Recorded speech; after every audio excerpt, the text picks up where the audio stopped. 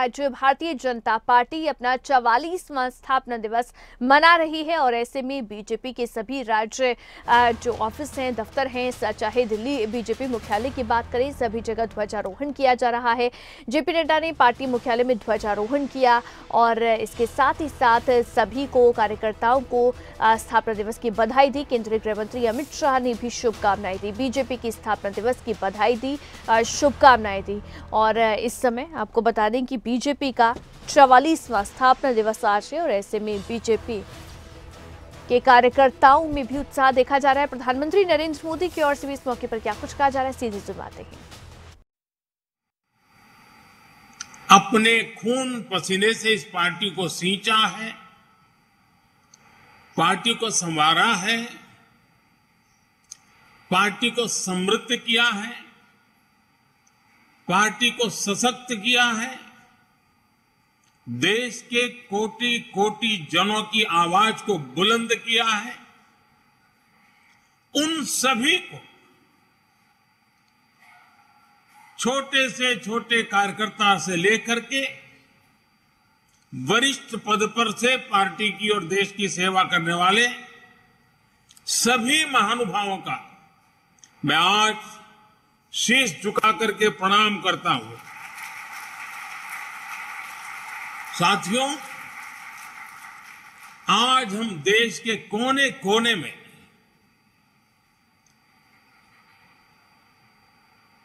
भगवान हनुमान जी की जन्म जयंती मना रहे हैं। बजरंग बली के नाम का घोष चारों तरफ गूंज रहा है। हनुमान जी का जीवन, उनके जीवन के प्रमुख प्रसंग आज भी हमें भारत की विकास यात्रा में प्रेरणा देते हैं, पुरुषार्थ के लिए प्रेरित करते हैं और हमारी सफलताओं में कहीं कहीं उन महान शक्ति के आशीर्वाद प्रतिबिंबित होते हैं। हनुमान जी के पास असीम शक्ति है, लेकिन इस शक्ति का इस्तेमाल वो तभी कर पाते हैं जब स्वयं पर से उनका संदेश समाप्त होता है। 2014 से पहले भारत की भी तो यही स्थिति थी। अथाह सामर्थ्य से भरपूर, लेकिन से घिरा हुआ देश का नागरिक। आज भारत उस बजरंग बली की तरह से, उस बजरंग बली की महाशक्ति की तरह अपने अंदर सुप्त शक्तियों का आभास कर चुका है। आज भारत समंदर जैसी विशाल चुनौतियों को पार करने, उनका मुकाबला करने में पहले से कहीं ज्यादा सक्षम है। हनुमान जी के ऐसे ही कई गुणों से हम सभी भाजपा कार्यकर्ता, हमारी पार्टी निरंतर प्रेरणा पाते हैं। हनुमान जी सब कुछ कर सकते हैं, सबके लिए करते हैं, लेकिन अपने लिए कुछ नहीं करते। इदम रामाय इदम न मम, यही तो भाजपा की प्रेरणा है। इदम राष्ट्राय इदम न मम। भाजपा हनुमान जी की एक और बात से भी बहुत बड़ी प्रेरणा मिलती रहती है हमें। जब हनुमान जी को राक्षसों का सामना करना पड़ा तो वो उतने ही कठोर भी हो गए थे। इसी तरह जब भ्रष्टाचार की बात आती है, परिवारवाद की बात आती है, कानून व्यवस्था की बात आती है, तो भाजपा उतनी ही संकल्पबद्ध हो जाती है मां भारती को इन बुराइयों से मुक्ति दिलाने के लिए। कठोर होना पड़े तो कठोर भी होती है। और हमारे लिए एक तो बहुत बड़ी प्रेरणा क्या है, आज की मॉडर्न परिभाषा में जिन बातों को बार बार जिक्र किया जाता है, और वो है कैन डू एटीट्यूड। अगर हनुमान जी का पूरा जीवन देखें, डगर डगर पर पल पल हनुमान जी के भीतर की can do attitude, can do संकल्प शक्ति उनको हर प्रकार की सफलता लाने में बहुत बड़ी भूमिका अदा करती है। कहा भी गया है, कवन सो काज कठिन जग माही, कवन सो काज कठिन जग माही, जो नहीं होई तात तुम्हें पाही, तुम्हें पाई। यानी ऐसा कोई भी काम नहीं है जो पवन पुत्र हनुमान कर नहीं सकते। इसलिए जब लक्ष्मण जी पर संकट आया तो हनुमान जी संजीवनी बूटी के लिए पूरा पर्वत ही उठा करके ले आए। भाजपा भी इसी प्रेरणा से परिणाम लाने में, लोगों की समस्याओं का समाधान करने का प्रयास करती रही है, करते रहना है, करते रहेंगे। इसलिए साथियों, आज के पवित्र अवसर पर को स्मरण करना है, राम काज किने बिनु, राम काज किने बिनु मोहि कहां विश्राम। भाइयों और बहनों, भाजपा वो पार्टी है जिसके लिए राष्ट्र सदैव सर्वोपरि रहा है। एक भारत श्रेष्ठ भारत जिसकी आस्था का मूल मंत्र रहा है। जब जनसंघ का जन्म हुआ था तो हमारे पास न ज्यादा सियासी अनुभव था, न साधन थे, न संसाधन थे,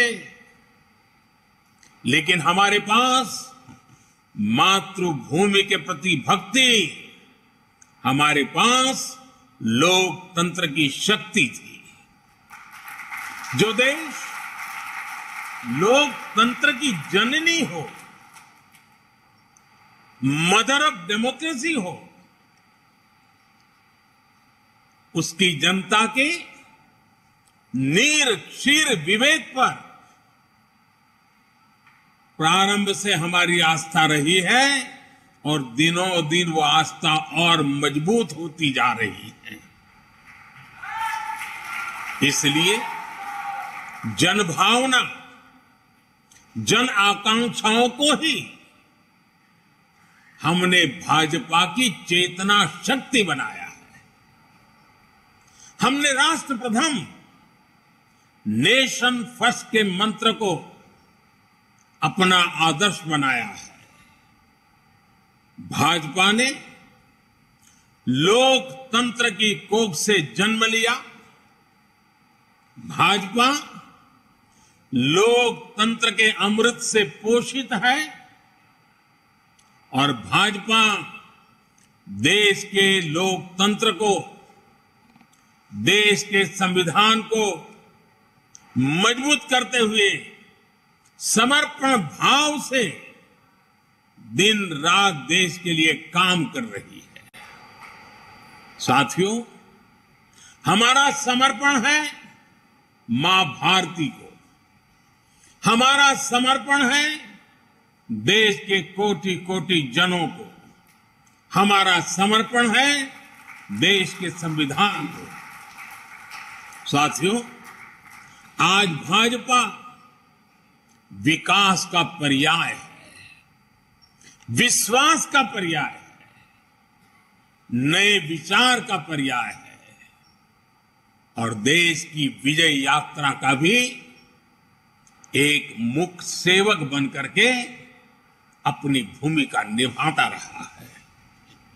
भाजपा सबका साथ, सबका विकास, सबका विश्वास और सबका प्रयास के मंत्र के साथ काम कर रही है। भाजपा की कार्यशैली सर्वसमावेशी है, सर्वस्पर्शी है, सर्वजन का हित करने वाली है। सामाजिक न्याय और सशक्तिकरण को हमने हमेशा अपने हृदय में, अपनी कार्यशैली में सर्वोच्च प्राथमिकता दी है। सामाजिक न्याय ये हमारे लिए राजनीतिक नारेबाजी का हिस्सा नहीं, ये हमारे लिए आर्टिकल ऑफ फेथ है। बीते वर्षों में बहुत सारे दल सामाजिक न्याय के नाम पर राजनीति का दिखावा करते रहे हैं। इन दलों ने,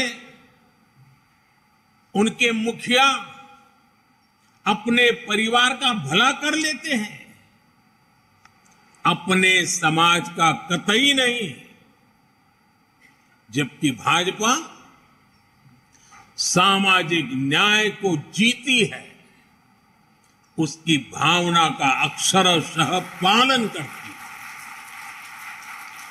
80 करोड़ गरीबों को बिना भेदभाव मुफ्त राशन मिलना सामाजिक न्याय का ही प्रतिबिंब है।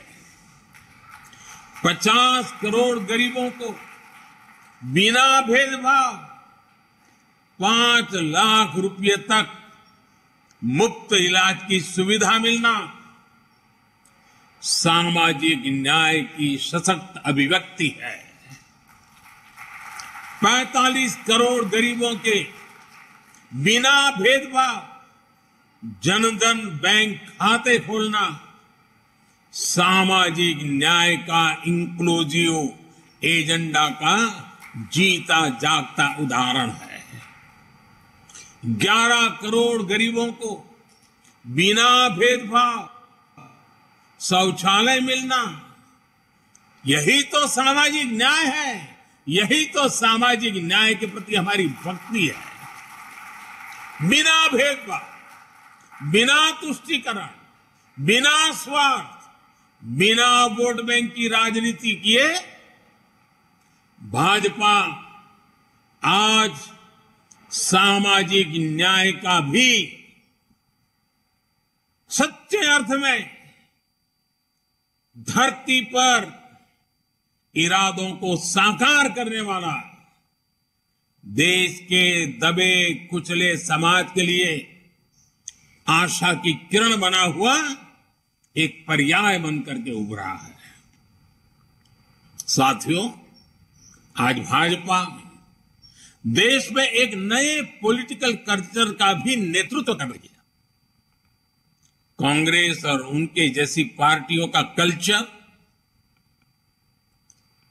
उन पार्टियों की पहचान क्या है? ये उन्हीं के कल्चर में से पैदा हुई है।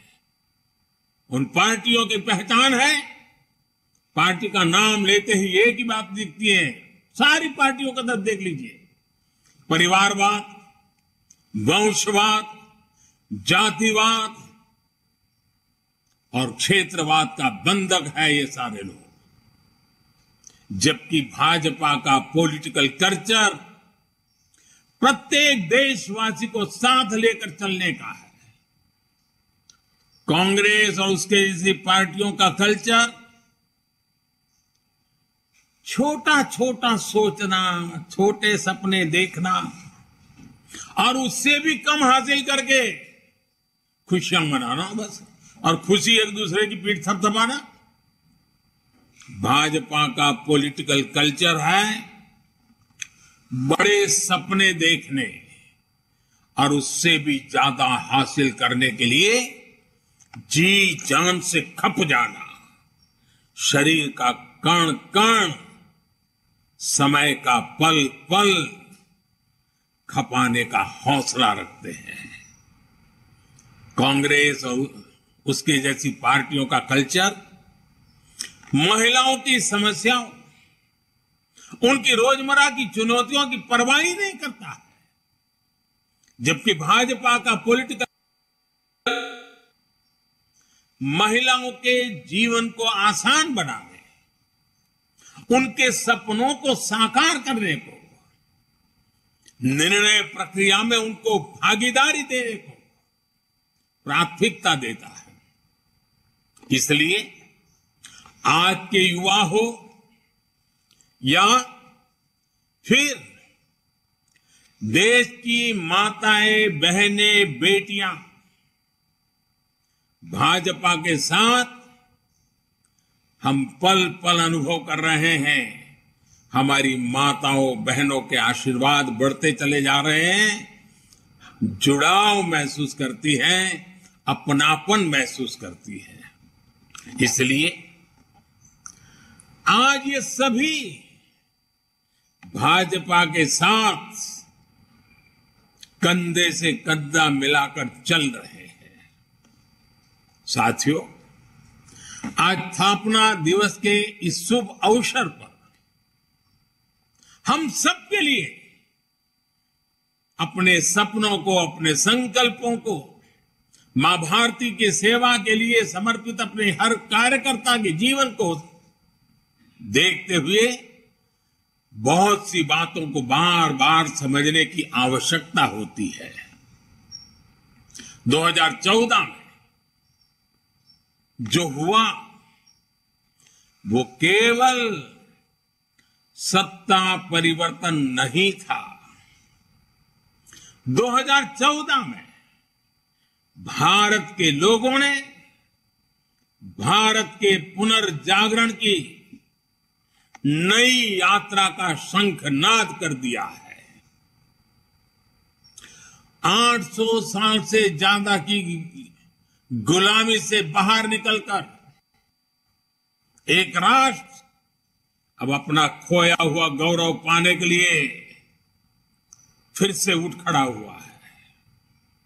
और इस प्रक्रिया में दशकों से चली आ रही बुराइयां, चुनौतियां धीरे धीरे कमजोर पड़ती जा रही है। अब देश पंच प्राणों की शक्ति से आगे बढ़ रहा है। साथियों, सन 47 में अंग्रेज भले चले गए, लेकिन जनता को गुलाम रखने की मानसिकता यहीं पर कुछ लोगों के जहन में बो करके चले गए, यही छोड़ गए थे। इसलिए आजादी के बाद के वर्षों में देश में ऐसा वर्ग खूब फला फूला जो सत्ता को अपना जन्मजात हक समझता था। इन लोगों की बादशाही मानसिकता ने देश की जनता को हमेशा अपना गुलाम माना। 2014 में इस दबे कुचले शोषित वंचित वर्ग ने अपनी आवाज बुलंद की। बादशाही मानसिकता के लोग इस वर्ग की आवाज सुनने की तो बात छोड़ दीजिए, पल पल कुचलते रहते थे। इसलिए हमारी सरकार के पहले कार्यकाल में ही बादशाही मानसिकता वाले इन लोगों ने इन शोषितों, वंचितों, दलितों, पिछड़ों कोई मौका नहीं छोड़ा उनकी मजाक उड़ाने में। हर पल उनकी मजाक उड़ाते रहे। हमारी योजनाओं को, हमारे कार्यक्रमों को निम्न स्तर का बताने की होड़ बनाई गई। जब मैंने लाल किले से स्वच्छ भारत अभियान की चर्चा की, गांवों को, गरीब को, मेरी माताओं बहनों को इज्जत कर देना, शौचालय की सुविधा देने की बात जब मैंने की, तो यही लोग क्या क्या नहीं कहते थे। जब मैंने डिजिटल इंडिया की बात की तो इन्होंने अपनी ताकत, पूरी ताकत उसे खारिज करने में, देश के लोगों में भ्रम पैदा करने में, निराशा पैदा करने में पूरी शक्ति झोंक दी। ये तर्क दिए जाने वाले और ये कहने लगे देश में बड़ी आबादी अनपढ़ है, अनजान है, वो कैसे डिजिटल इंडिया का लाभ ले पाएगी। साथियों, जब हमारा मजाक उड़ाकर ये सफल नहीं हुए तो बादशाही मानसिकता वाले इन लोगों की नफरत और ज्यादा बढ़ गई। उन्होंने कभी सोचा नहीं था कि दशक से हिंसा से जूझ रहे जम्मू कश्मीर और नॉर्थ ईस्ट में शांति का सूरज उगेगा। इन्होंने कभी कल्पना भी नहीं की थी कि आर्टिकल 370 कभी इतिहास हो जाएगा। जो काम दशकों तक सरकार चलाने वाले नहीं कर सके, वो काम भाजपा सरकार कैसे कर रही है, ये इन्हें पच नहीं रहा है। इसलिए नफरत से भरे हुए लोग आज झूठ पर झूठ, झूठ पर झूठ बोले जा रहे हैं। अपने भ्रष्ट कर्मों का खुलासा होते देख ये बेचैन है, हताशा से भर गए। इसलिए अब ये लोग इतने हताश, इतने नाराज हो चुके हैं कि अब एक ही रास्ता उनको दिख रहा है, एक ही उपाय दिख रहा है, और वो खुल करके कहने लगे हैं मोदी तेरी कब्र खुदेगी। वो कब्र खोदने की धमकी देने लगे। बादशाही मानसिकता वाले इन लोगों को, इन पार्टियों को एक बात पता नहीं है। आज देश का गरीब, देश का सामान्य मानवी, देश का युवा, देश की माताएं, बहनें, बेटियां, दलित, पीड़ित, शोषित, वंचित, आदिवासी, हर कोई भाजपा के कमल को खिलाने के लिए, भाजपा के कमल की रक्षा करने के लिए वो ढाल बनकर के खड़ा हुआ है। साथियों, अपने अस्तित्व की लड़ाई लड़ रहे इन राजनीतिक दलों की हमारे खिलाफ साजिशें चलती रहेगी, लेकिन हम देशवासियों के सपनों को, देशवासियों की आकांक्षाओं को दबते हुए, बिखरते हुए, सिमटते हुए, मुरझाते हुए नहीं देख सकते। इसलिए हमारा जोर देश के विकास पर है, देशवासियों के कल्याण पर है।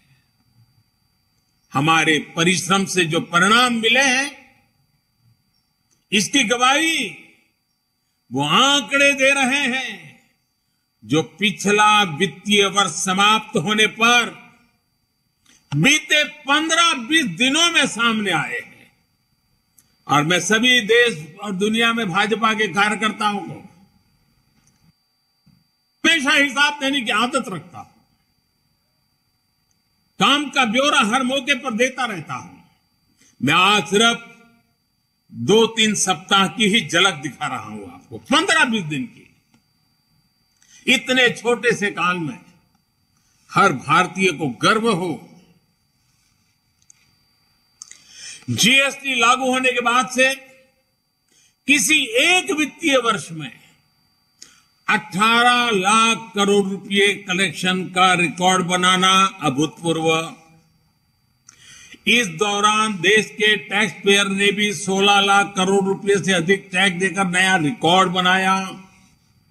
मार्च महीने में ही यूपीआई से 14 लाख करोड़ रुपए के ट्रांजैक्शन का नया रिकॉर्ड बना। देश के इतिहास में पहली बार हमारा एक्सपोर्ट 750 अरब डॉलर के पार पहुंचा। देश में कोयला उत्पादन में पुराने सारे रिकॉर्ड तोड़ दिए। देश में स्टील उत्पादन में भी पुराने सारे रिकॉर्ड टूट गए। पहली बार 16,000 करोड़ रुपए का डिफेंस एक्सपोर्ट हुआ। एचएएल ने रिकॉर्ड रेवेन्यू जनरेट किया। मोबाइल फोन प्रोडक्शन और मोबाइल एक्सपोर्ट में भी नया रिकॉर्ड बना। एक साल में 6,500 किलोमीटर रेल ट्रैक का इलेक्ट्रिफिकेशन करने का रिकॉर्ड भी कुछ ही दिन पहले सामने आया। रेलवे ने 1,500 मैट्रिक टन से अधिक फ्रेट लोडिंग का रिकॉर्ड भी इसी दौरान बनाया। देश के बड़े पोर्ट्स ने एक साल में करीब 800 million metric ton cargo handle करने का नया रिकॉर्ड बनाया। लगातार बन रहे विकास के ये रिकॉर्ड दिखाते हैं कि देश कितनी तेजी से आगे बढ़ रहा है। मैं एक सांस में जितना बोल पाया बोल दिया। साथियों, आज हम सबका सौभाग्य है कि आज एक राजनीतिक कार्यकर्ता के रूप में हमें आजादी के अमृत काल में देश की सेवा का अवसर मिल रहा है।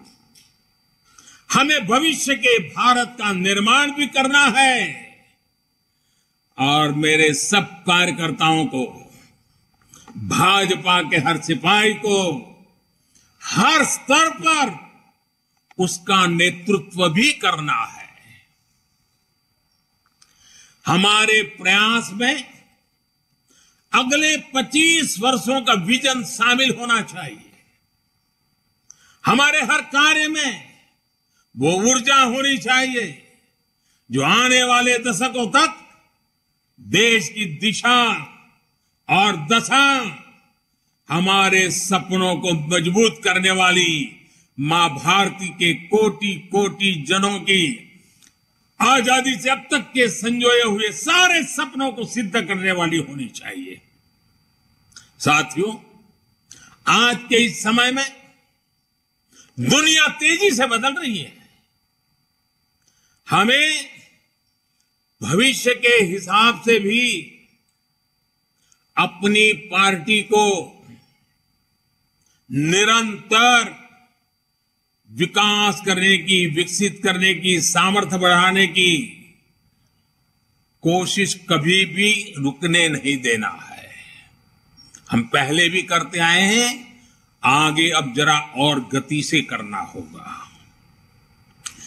6-7 वर्ष बाद मैं सभी कार्यकर्ताओं से आग्रह करता हूं, 6-7 वर्ष बाद भारतीय जनता पार्टी के 50 वर्ष पूरे होंगे। जब भाजपा के 50 वर्ष पूरे हो, उस समय पार्टी का व्याप कितना होगा, स्वरूप कैसा होगा, हमारे लक्ष्य क्या होंगे, ये हमें अभी से तय करना होगा। हमें नए आइडियाज को, नए इनोवेशंस को अपनाना होगा। पार्टी में उन्हें एक प्रकार से हमारा जीवन का, कल्चर का हिस्सा के रूप में उसे जोड़ना होगा, उसे बढ़ाना होगा। जैसे मेरा एक सुझाव है कि हम पार्टी में टेक्नोलॉजी को हर स्तर पर आगे लेकर आए। हम विभिन्न स्तरों पर टेक्नोलॉजी सेल्स बना सकते हैं। हम युवाओं की ऐसी टीम बना सकते हैं जो आधुनिक टेक्नोलॉजी को मॉनिटर करे, उसे जनता तक पहुंचा के लिए कैसे इस्तेमाल कर सकते हैं। हम एक्सपर्ट से सुझाव लें, हम सेमिनार करें, एक्सपर्ट्स को लेकर बुला करके बदलते हुए विश्व को समझने की कोशिश करें। सोशल मीडिया में भी हमें नए तौर तरीकों के बारे में सोचना होगा। आजकल रील्स, यूट्यूब, ट्विटर, फेसबुक और इंस्टाग्राम के जमाने में ज्यादा से ज्यादा युवाओं में, इस युवा पीढ़ी में प्रोफेशनल से जुड़ने के लिए हमें राजनीति के नए आयामों को विकसित करना ही है। कम्युनिकेशन और इंफॉर्मेशन भाजपा के निरंतर विस्तार में बहुत बड़ी भूमिका निभाने वाले हैं। इसके लिए हमें अपने कार्यकर्ताओं की ट्रेनिंग, पंचायत से लेकर पार्लियामेंट तक चुने हुए प्रतिनिधियों की ट्रेनिंग के नए प्लेटफॉर्म बनाने होंगे। साथियों, संगठन शक्ति, कार्यकर्ताओं की एकजुटता, ये भाजपा की प्राण शक्ति है, हमारा प्राणवायु है। इसे नित निरंतर ऊर्जा देते रहना भी हम सभी का कर्तव्य है। हमें अपने विस्तार के लिए, दूसरों से सीखने के लिए देश के भीतर और बाहर हर तरफ दृष्टि रखनी होगी। हमें विश्व की दूसरी लोकतांत्रिक पार्टियों के साथ भी समन्वय और संवाद बढ़ाने के बारे में काम करना चाहिए।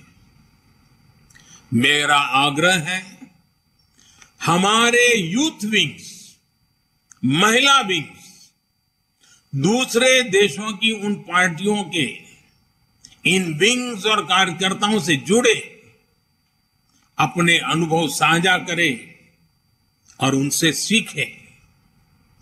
हमारे सांसदों को भी संवाद, उनके प्रेशर बहुत रहता है। मैं जानता हूं एक सांसद को इतने प्रकार के काम रहते हैं, लेकिन सांसद के पास जानकारियों के स्रोत भी बहुत रहते हैं। वो कार्यकर्ताओं को बहुत अच्छी तरह गाइड कर सकते हैं। कार्यकर्ताओं की क्षमता बढ़ाने में वो बहुत बड़ी भूमिका अदा कर सकते हैं, हमारे जनप्रतिनिधि, क्योंकि उनको काफी जानकारियों के लिए अवसर मिलता है। उनका लाभ जितना ज्यादा हमें मिले, पार्टी को मिले, हमें कोशिश करनी चाहिए। हम पार्टी में अलग अलग मोर्चों के माध्यम से समाज के अलग अलग वर्गों के लिए संघर्ष करते रहें। जहां जरूरत पड़ेगी संगठन करेंगे, जहां जरूरत पड़ेगी लोकतांत्रिक तरीकों से संघर्ष करेंगे, जहां जरूरत पड़ेगी समर्पण की मात्रा बढ़ाते जाएंगे। लेकिन साथियों, अब हम उस दायरे में पहुंचे हैं, अब समय आ गया है कि सभी मोर्चे समाज की आवाज उठाने के साथ साथ एक फ्यूचरिस्टिक विजन के साथ उनकी हर छोटी मोटी तकलीफों से मुक्ति के आधुनिक तौर तरीके अब क्या हो सकते हैं, कम समय में, कम संसाधनों से भी उत्तम से उत्तम परिणाम लाने के तरीके क्या हो, ताकि उनका जीवन बहुत तेजी से बदल सके और 2047 आजादी के जब 100 साल हो, तब विकसित भारत का सपना सिद्ध करने में कोटि कोटि जनों की भागीदारी बढ़े। हर मोर्चे को सोचना चाहिए कि वर्तमान और भविष्य की चुनौतियों का स्थायी समाधान कैसे हो। उदाहरण के लिए हम सभी पहले किसानों की समस्या उठाते थे, किसान मोर्चा उसमें बड़ी भूमिका निभाते थे। हमने किसान सम्मान निधि से लेकर एमएसपी तक कई बड़े फैसले लिए, किसानों की सेवा की। अब किसानों के एफपीओज बन रहे हैं, कोऑपरेटिव बन रहे हैं। इन्हें मजबूत करने का काम भी भाजपा कार्यकर्ता का ही है। इसी तरह हमने हमेशा झुग्गी में रहने वाले गरीबों की आवाज उठाई। जब हमें सेवा का मौका मिला तो हमने उन्हें पक्के मकान दिए, शौचालय दिए, गैस कनेक्शन दिए। हमें इसी तरह आगे के लक्ष्य तय करने हैं। ये समाधान स्थायी होने चाहिए और फ्यूचर रेडी होने चाहिए। इस तरह के प्रयासों के लिए हम पार्टी में नए इंटेलेक्चुअल सेल्स भी बना सकते हैं, नए विचारों पर सेमिनार्स करने और उन पर आगे बढ़ने की एक व्यवस्था तैयार कर सकते हैं। साथियों, जब हमारे सामने 2047 के विकसित भारत जैसा बड़ा लक्ष्य है तो हमारी ये जिम्मेदारी है कि परिश्रम में कोई कमी नहीं छोड़े। हमें सफलताओं को सेलिब्रेट तो करना है, लेकिन अगले ही पल अगली चुनौती के लिए कमर भी कसनी है। और हमें ये सब बीजेपी की मूल विचारधारा के प्रकाश में ही करना है, भारत के संविधान की सीमाओं में ही रहना है। हमें भारत के समाधान उधार की सोच से नहीं, भारत की जड़ों से ही, भारत की परंपराओं से ही, भारत के कोटि कोटि जनों के सदियों के अनुभव से ही उस अमृत से आगे बढ़ना है। इस सोच के साथ हमें भाजपा को 21वीं सदी की भविष्य की पार्टी बनाना है। हमें दुनिया की सबसे बड़ी पार्टी होने के बाद भी अति आत्मविश्वास का शिकार नहीं होना है। लोगों ने अभी से कहना शुरू कर दिया है कि 2024 में भाजपा को कोई नहीं हरा सकता। ये बात सही भी है, लेकिन हमें एक भाजपा कार्यकर्ता के नाते इस देश के हर नागरिक का दिल जीतना है। हमें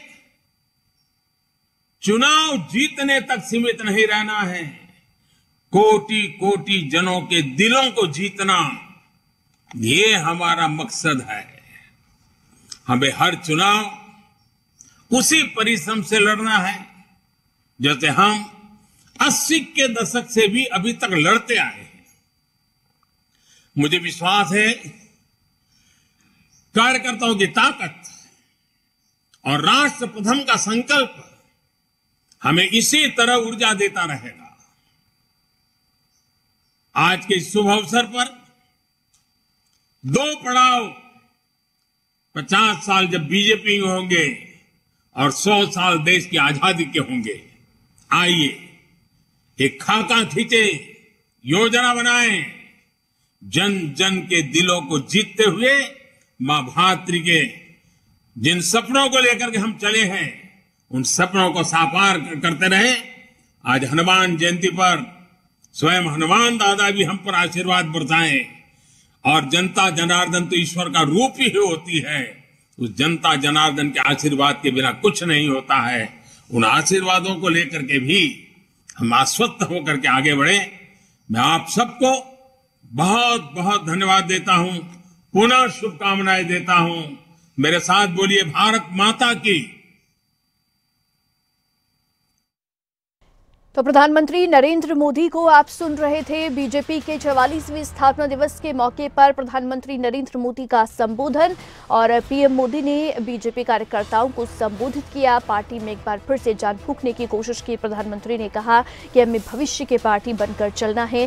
पीएम मोदी ने इस दौरान विपक्ष पर भी निशाना साधा और कहा कि कांग्रेस छोटा सोचती है, छोटे सपने देखती है। वंशवाद को लेकर भी कांग्रेस पर फिर कटाक्ष किया।